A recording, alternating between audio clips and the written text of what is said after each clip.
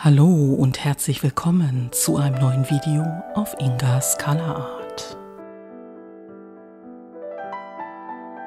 Ein herzliches Dankeschön für die vielen Kommentare und den Zuspruch, den ich von euch erfahren habe, nachdem ich im letzten Video ein bisschen erzählt habe, was bei mir gerade so los ist. Und deshalb Dankeschön, also das hat mir richtig gut getan. Ich habe versucht, jeden Kommentar auch zu beantworten. Es hat in einigen Fällen etwas länger gedauert, aber ich habe mir jedes Mal die Zeit dafür genommen und ich habe sie mir gerne genommen.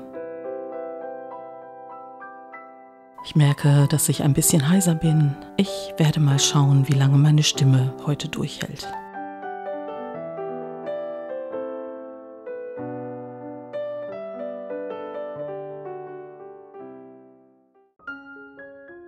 Das Bild macht bislang eher den Eindruck, dass es so ähnlich wird wie das letzte, aber das ist tatsächlich nicht der Fall. Ich habe mir aus 4 verschiedenen Farben die Hintergrundfarbe in einem grünlichen Ton angerührt, sie mit dem Flachpinsel aufgetragen und dann trocknen lassen. Und dann habe ich nach langer Zeit mal wieder meine Glättkelle hervorgenommen, weil die Leinwand kleiner ist als die letzte. Diese hier ist 60 x 60 cm groß.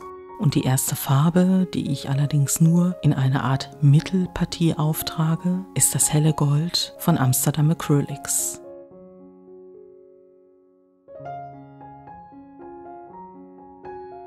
Metallicfarben sind in der Regel nicht deckend und das zeigt sich jetzt auch hier bei der Bahn. Ich habe keine neue Farbe aufgetragen, sondern einfach mit dem Farbrest, den ich noch unter der Kelle hatte, die letzte Bahn gerakelt.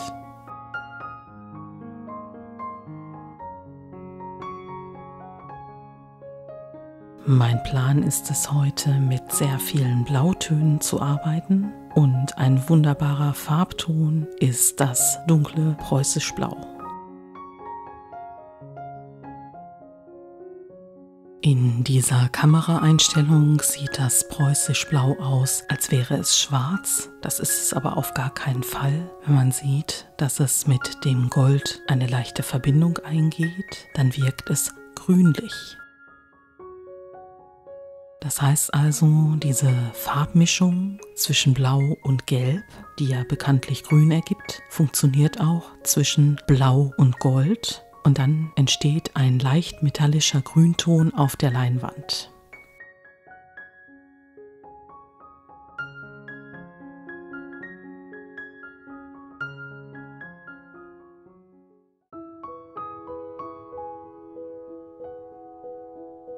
Um die Farbe jetzt etwas mehr herauszuarbeiten, da sieht man schon, dass ich beim Säubern der Werkzeuge nicht ganz aufgepasst habe, kommt jetzt das Perlblau ins Spiel. Und dieses Perlblau hat einen leichten bläulichen, perlmuttfarbenen Schimmer. Und zusammen mit dem Preußischblau ergibt das natürlich unterschiedliche Blautöne. Und diese unterschiedlichen Blautöne machen diese Schicht unheimlich lebendig.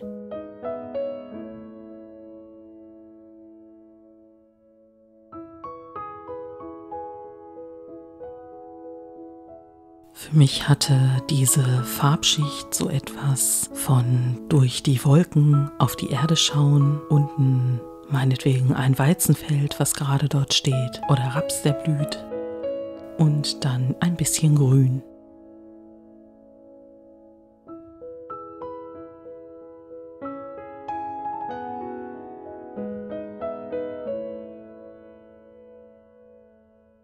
Ich hatte aber schon angedeutet, dass meine Wolkenschicht verschiedenen Blautönen weichen wird. Und so verwende ich jetzt das Brillantblau, ein deckendes Blau, und füge erstmal diese Farbschicht ein, um darunterliegende Töne noch etwas weiter in den Hintergrund zu setzen.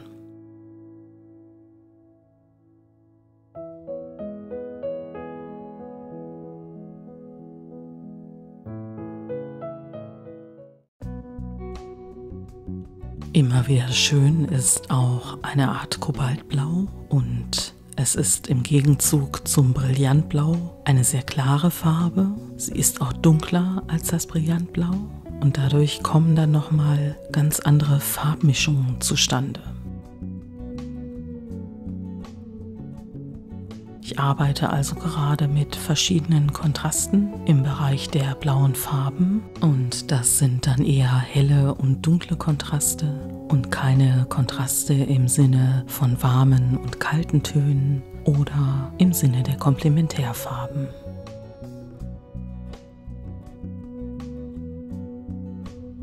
Würde ich jetzt hier beispielsweise die Komplementärfarbe Orange einsetzen, dann würden sich im nassen Zustand die Farben Blau und Orange gegenseitig die Sättigung nehmen. Das heißt, sie sind nicht mehr so leuchtend. Und wenn man Blau mit Orange zusammen mischt, erhält man dieses grüne Grau.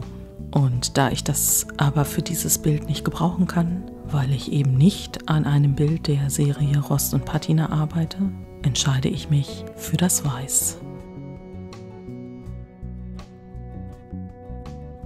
Weiß ist normalerweise eine deckende Farbe und so versuche ich, das Weiß möglichst nicht deckend aufzutragen. Wie bei den Rakelbildern üblich, entstehen jetzt Farbschlieren und teilweise auch Inseln. Und diese Inseln sind entweder vertieft, ich nenne sie dann negative Inseln, oder sie sind erhöht und dann sind es für mich positive Inseln.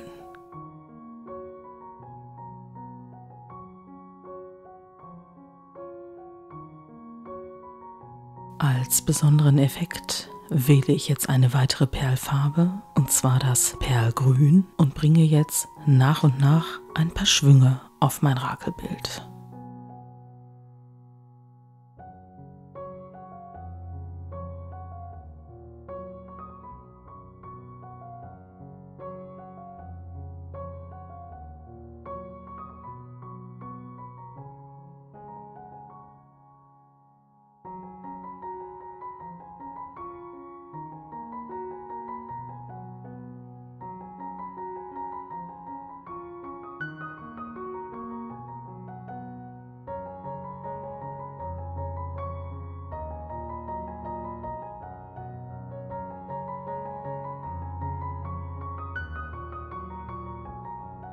Mit dieser Farbschicht kommt dann für mich auch das Bild der Wolken nicht mehr ganz so in Frage. Ich habe jetzt das Gefühl, dass ich eher an einer Wasserschicht arbeite und dass das Wasser teilweise auch fließt und ich es mit den Schwüngen fließen lasse.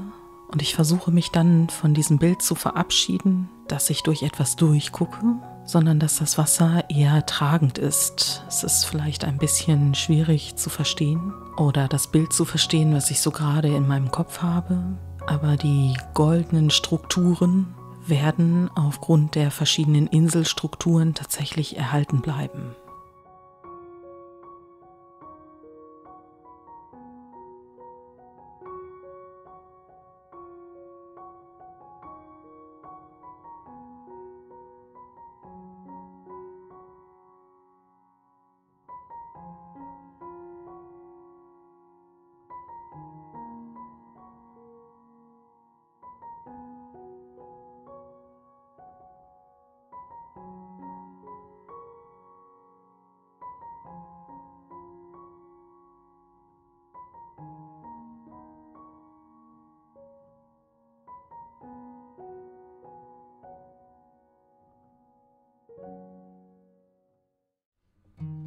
Aufgrund der hellen Farben fehlt momentan ein bisschen Tiefe in dem Bild und deshalb werde ich jetzt mit Hilfe des Preußisch Blau wieder ein paar dunklere Strukturen auf meine Leinwand bringen. Ich werde allerdings aufpassen, dass ich das Ganze nicht flächendeckend auftrage und dabei hilft mir grundsätzlich, dass das Preußisch Blau eine transluzente Farbe ist. Sie wirkt dunkel. Und wenn ich sie dicker auftrage, dann ist sie auch dunkel. Doch je dünner ich sie auftrage, desto mehr scheinen darunterliegende Farbschichten noch durch. Und deshalb versuche ich jetzt akzentuiert dunklere Strukturen wieder in das Bild zu bringen.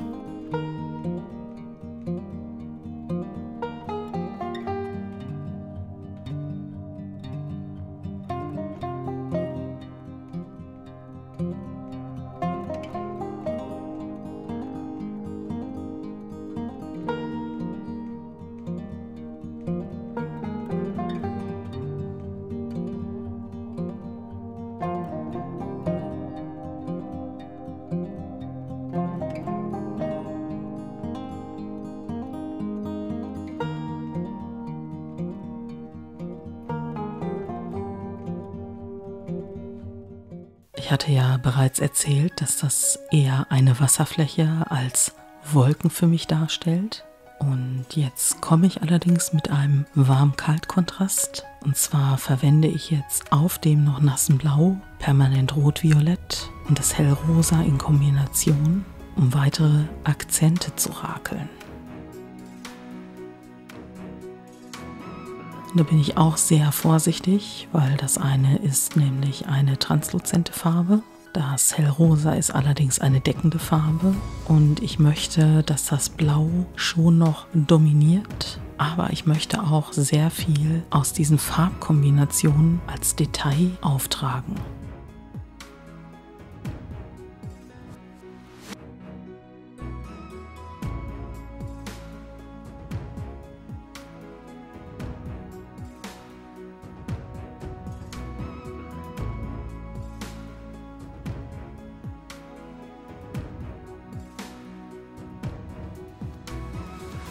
Für mich entsteht langsam eine Art Wassergarten, vielleicht auch mit Seerosen.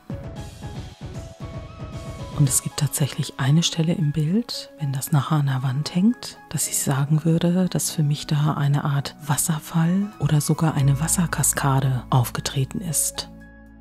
Ich bin gespannt, ob ihr das auch sehen könnt und freue mich, wenn ihr das in die Kommentare schreibt.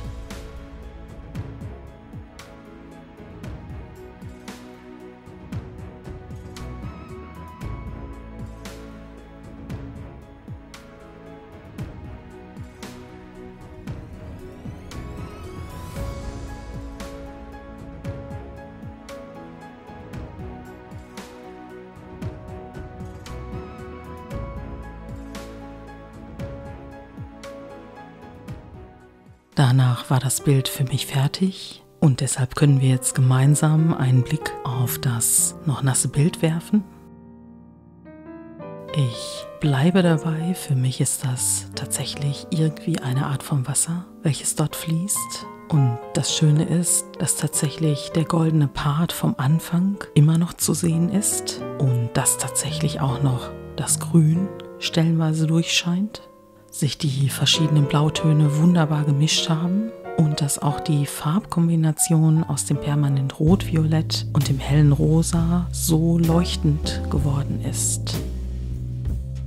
Ich war bei diesem Bild tatsächlich gespannt, wie dunkel würden die Acrylfarben auftrocknen, denn das ist immer die Frage und ich bin richtig zufrieden. Dadurch, dass ich die dunklen Farbtöne nur akzentuiert eingesetzt habe, sind die dort an den Stellen richtig dunkel geworden. Aber durch die vielen Weiß-, Perlfarben und Hellrosatöne, auch durch das Gold im Hintergrund, habe ich ein sehr schönes, fröhliches und, wie ich finde, kontrastreiches Bild bekommen.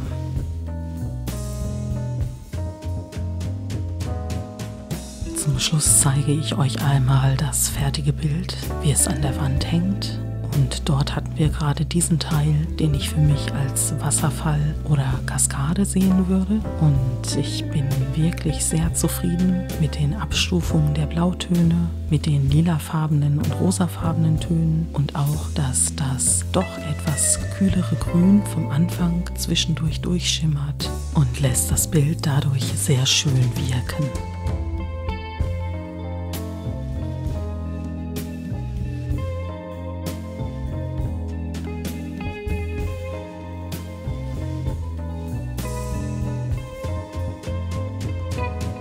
Ich danke dir herzlich fürs Zusehen, ich danke dir herzlich fürs Zuhören. Ich werde nächste Woche noch ein Video für euch erstellen und dann geht es aber tatsächlich in den 14-tägigen Wechselrhythmus und ich werde das dann jedes Mal ansagen. Ich wünsche euch noch einen schönen Tag, eine schöne Woche, alles Gute, seid kreativ und dann sehen wir uns beim nächsten Video.